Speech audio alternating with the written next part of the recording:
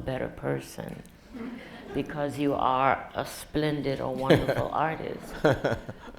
You may occupy a different place in society, but it doesn't help with anything else, and it's not supposed to. It is that thing itself. It's where writers go, or certainly I go, to be completely free, with no one telling me what to do. And where all the expectations are the ones I set. And the successes are always my version of how far I have leaped.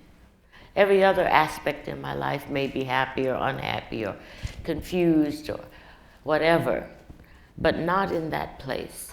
So that the dilemma is that you really do hope that reading somebody's work makes a profound and an improved difference in their lives. Just knowledge, not necessarily happiness, just perceiving something or seeing something that you would otherwise not have seen. And that is its own work. But nevertheless, it does not increase one's own personal happiness. And the suggestion that it might, other than fabulous riches such as the one Soyinka has accumulated.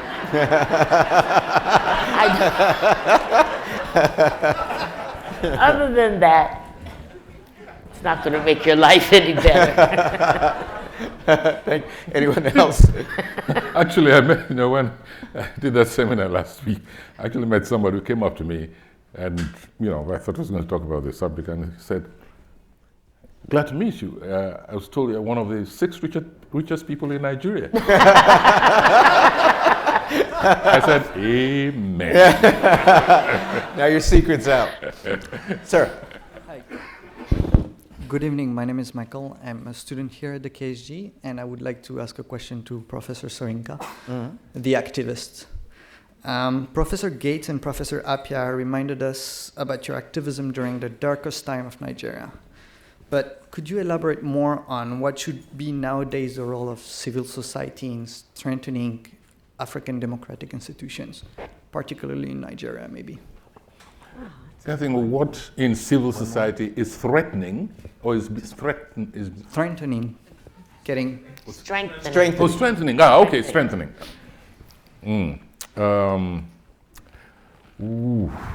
It's a very difficult question, because I hate to answer in the negative. All I can just tell you is that people have become more and more politicized, more and more aware of the possibilities of their civic strength. And that is because of the struggles they have been through. In other words, it's like you undergo so many, and I'm not talking of Nigeria alone, you undergo so many years of tyranny, of military despotism, of cruelties and dehumanization, and suddenly there's a breaking point, and the people realize, and usually led by, organizations, that this chain can be broken, and from that experience, you gain even more strength. So and then of course you look at the examples, instances taking place across the border, over the border. There's greater communication, there's greater collaboration, and that goes on to such an extent that even the club of political leaders, whether regional or continental, begin to take note, and they reduce the burden, in some cases, on the people whom they're governing. So it's a kind of mutual assistance project, knowledge, capability, contact with other people, communication, and in some cases, the deliberate teaching, educating of the cadres of civil society. That happens not only within the countries, but outside. Thank you. Okay, thank you. We have time, unfortunately, for only one more question. Yes, and then we have a presentation. Thank you so much for, I think, what was for all of us an unforgettable experience. Professor Morrison, when I was an undergraduate nearly 20 years ago, you allowed me to interview you. I was at Yale. You were incredibly kind to me. And during that interview, you spoke of your desire, and I'll never forget your phrasing, to speak an outlaw language in your work, and it has stayed with me all this time. And my question is for all of you: how do you take your political passions and translate them into literary beauty? So many people have those passions, other people have the writing skills, but so few are able to merge them, and yet all of you have mastered that very particular art. And I wondered how you negotiate that, and also how you do that through the language, the form of language itself. You want to ask each one? Well, whoever wants to answer. Derek, would you like to start? Dinner's waiting, yes. I'm very scared of being glib and trying to reply. And when you're up on a platform and you ask these questions that you have to simplify in response to, then you sound maybe a little pompous. I don't know that anybody here, any writer, deliberately separates political passion from experience. I think the thing is simultaneous, depending on the intensity of the experience that you're defining. I cannot conceive of being in solitary confinement for more than 2 days. But Soyinka has done it, and he's here. What is it? What kind of strength? I don't think I'm capable of that strength, but you never know. Some of the great poets of Russia did not want to be martyrs. Nobody wants to be a hero, really, not at that expense. But I think if you go through an experience such as Soyinka has done, or say Mandelstam has done, or any writer, that sometimes writers, male or female, can find a strength that astonishes them. And when that astonishment is found, then we find writers who are examples of human fortitude. And I think I'm a natural coward, and that I'd confess to anything just to get off, you know. Yeah, I blew up the building, I'm sorry, okay. I think that's my nature. On the other hand, I'm sure that every Russian punished writer probably felt incapable of what is heroic. And yet these are the ordinary men who were not geniuses because they endured suffering, but because they had to write. Whether they had to write like Soyinka on a piece of toilet paper or try to memorize what they know. The quality of human endurance is a staggering thing. It's bigger than any bomb. It's bigger than any disaster. That strength that is within probably every human being. And I think that a writer talking about trying to separate the distinction between writing politically or writing humanly, I think they're simultaneous. Nadine? I think that the question of whether you are a political writer, a committed writer or not, is a false one.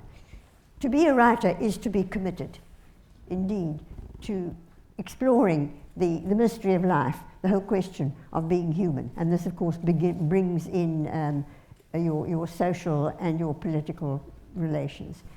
I like to think of it as when you are being born, as you come down the birth canal of your mother, your head is being formed, the shape of your head. It's not until that happens that you've really got the proper shape to your head. And this is a medical fact, yes. Now, I think there's another process that the society you're born into, especially if it's a society of conflict, such as indeed Wole's was and mine has been, there's another process of shaping you.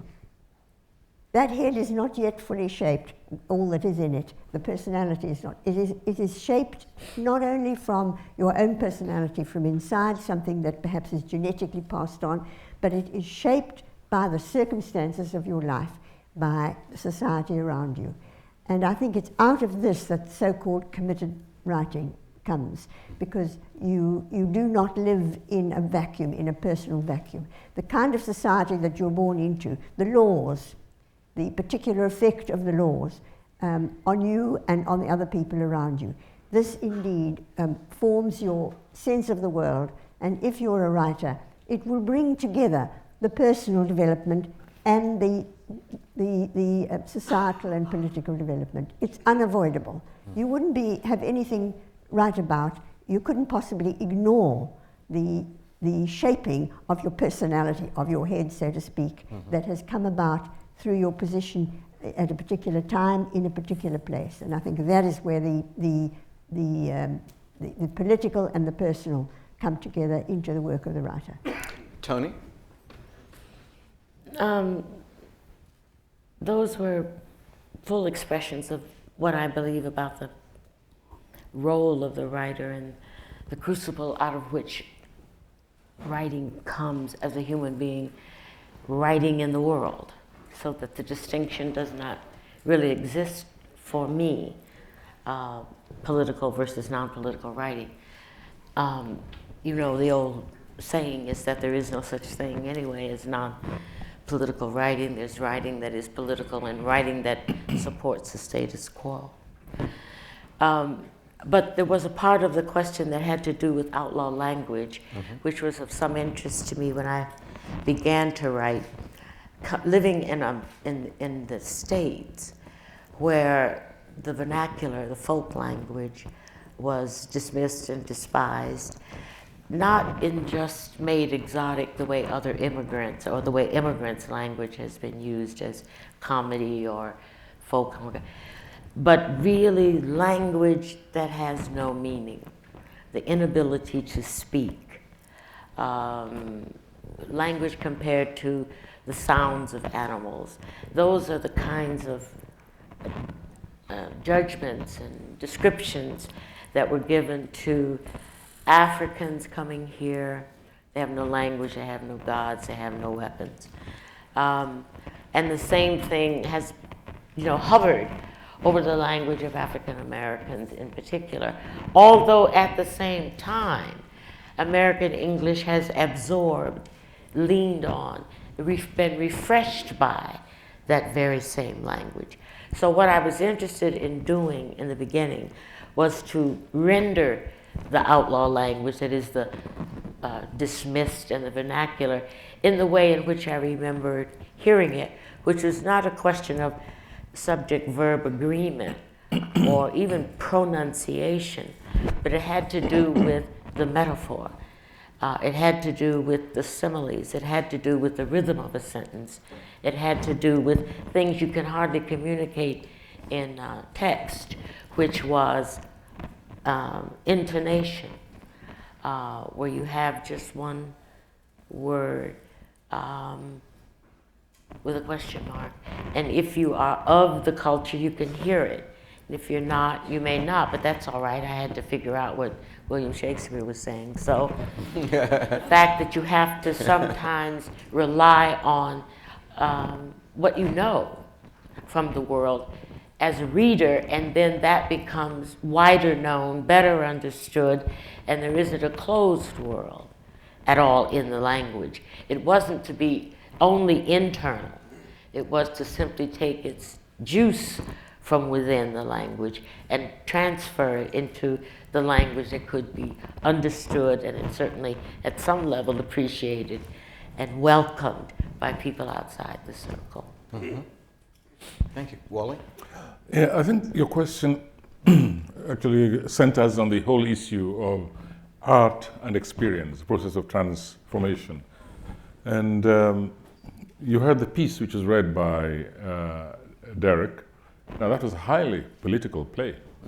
And the lesson of that is that you do not have to have undergone the experience. That it is sufficient to empathize and to have a passion about a situation. And if you're a writer, you will find the means, the medium for expressing that passion and speaking on behalf of humanity. It's also like, another good example is the late Arthur Miller, the play The Crucible. We dealt with the MacArthur lunacy in the United States and went all the way back to the history of the Salem witches.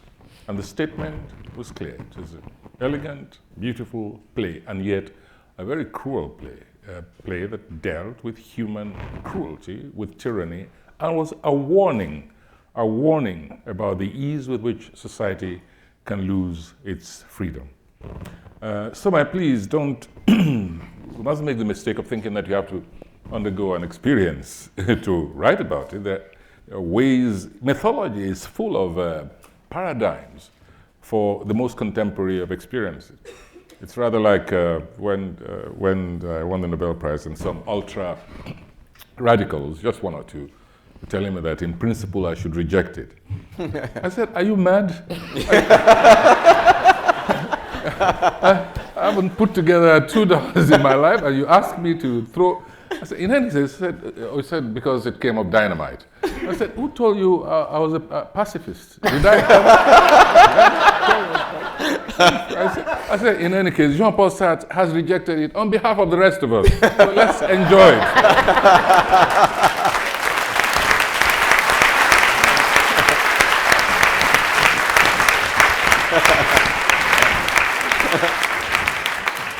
Ladies and gentlemen, you all know that W.E.B. Du Bois was the greatest black intellectual of all time. In 1888, he graduated from historically black Fisk University. In 1890, he came to his beloved Harvard and took the A.B. degree. In 1891, he became the first African American to get a master's degree, an A.M. degree in history from Harvard. In 1892, he went to Berlin, where he studied with Max Weber.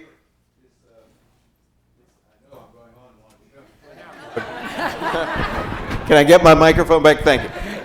1892, he went to the University of Berlin and studied with Max Weber because he wanted to be the father of American sociology. Sociology as a discipline, students, didn't exist in this country at that time.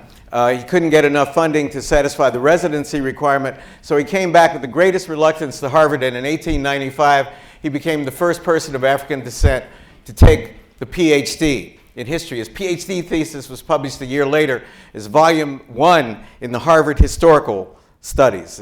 In 1899, he published one of the first studies of a sociological study of an American city. It was called the Philadelphia Negro. In 1900, he wrote a sentence that turned out to be prophetic, one of the most famous sentences of the 20th century, and that is, the problem of the 20th century would be the problem of the color line. And in 1903, he published a book that was hailed as a classic before the ink was dry, virtually, and became the Bible for African American and African intellectuals at that time, and it remains the Bible a full century later, following its publication. A few years ago, Harvard University created an award in honor of Du Bois. It's our highest award for achievement in both African studies and African American studies. It's called the William Edward Burghardt Du Bois Medal. And it's now my pleasure to confer on our 4 guests, our 4 Nobel laureates, the coveted W.E.B. Du Bois Medal.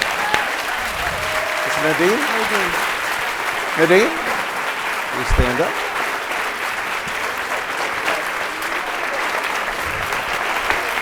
Eric?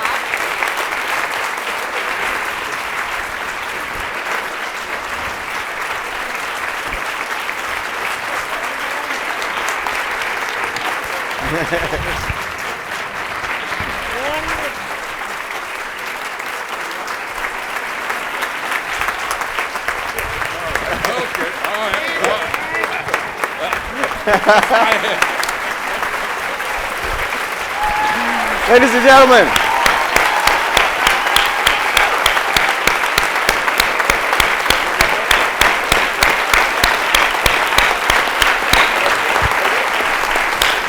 ladies and gentlemen, a feast of words, a season of laureates. Thank you, thank you, thank you very much.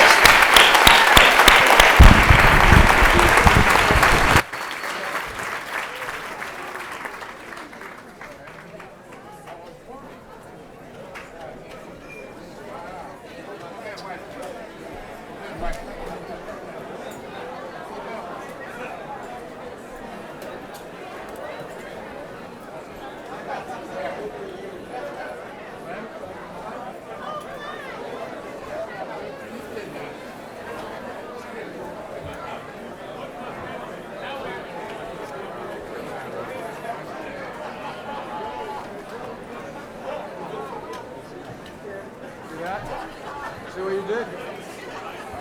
How'd you do that? How'd you do it? Yeah.